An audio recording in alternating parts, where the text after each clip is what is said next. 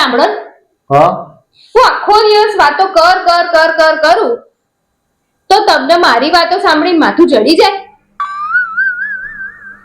અને તોય તમે મારી વાતો સાંભળ્યા કરશો?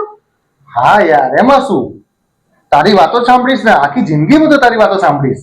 એટલે એટલે તમને મારી વાતો સાંભળીને માથું ચડી જાય છે એવું કહેવા માંગો છો ને? નહીં, એવું નહીં કહેતો, એવું ઇન્ટેન્સ નહીં મારો યાર. હા, ચાલો બીજો પ્રશ્ન પૂછું. એક બાજુ પ્રિયંકા ચોપરા હોય અને એક બાજુ આલિયા ભટ્ટ હોય, તો તમે કોના જોડે મેરેજ કરો?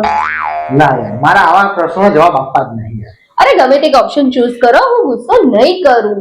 ગુસ્સો નહીં કરો ને? ના, ગુસ્સો જરાય નહીં કરું. પ્રિયંકા ચોપડા. એટલે મારું નામ ના બોલ્યા તમે?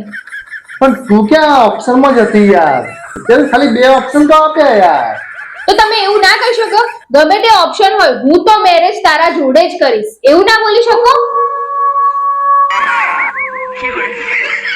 સારું, ચાલો છોડો.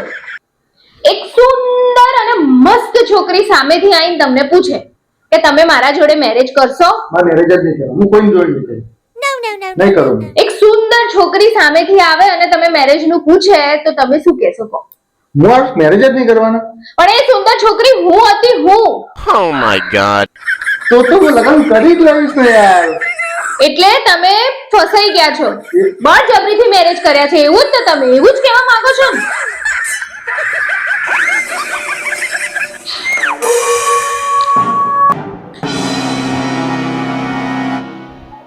સાંભળો છો?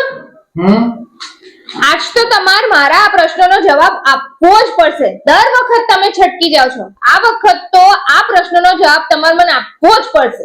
કયો પ્રશ્ન? એ તમે મને કેટલા ટકા પ્રેમ કરો છો? તને 70%. કેમ 72%? બાકીના 28% કોના માટે?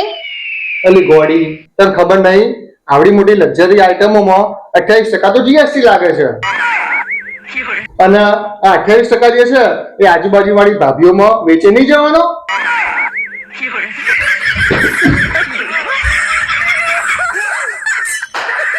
એ તો હું બુદ્ધિ વગરની હતી ને તે તમારા હારે લગ્ન કર્યા. હજુ મને ખબર નહીં પડતી મેં તમારા હારે લગ્ન ચમ કર્યા. સારું, તને હવે તો ખબર પડી ને કે તારામાં બુદ્ધિ નહીં. આટલા વર્ષો જવા દીધા, 13 વર્ષ થયા, તોય તને મેં આન્સર આવવા દીધો કે તારામાં બુદ્ધિ નહીં, તોય મેં લગ્ન કર્યા ને. હે ભગવાન, હું આ જિંદગીની નાની તકલીફોથી બહુ જ કંટાળી ગયો છું.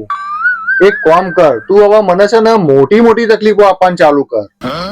હું તો કઉ છું તું મને 200-300 કરોડ રૂપિયા આપી દે અને આ પૈસાને મારે ચો મૂકવા, સમય ઇન્વેસ્ટ કરવા, આવી મોટી તકલીફો ઊભી કરી દે.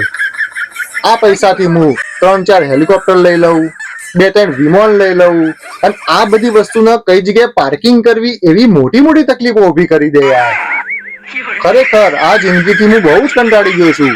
આવી મોટી તકલીફો આપવાનું ચાલુ કરી દે અને ઉપરથી વરસાદ કરવામાં પૈસાનો યાર. શું યાર, આ નાની જિંદગીમાં આ તકલીફોને શું કરવાની? જિંદગીમાં આ નાની તકલીફોથી બહુ જ કંટાળી ગયો છું. હવે મોટી આપવાનું ચાલુ કર યાર.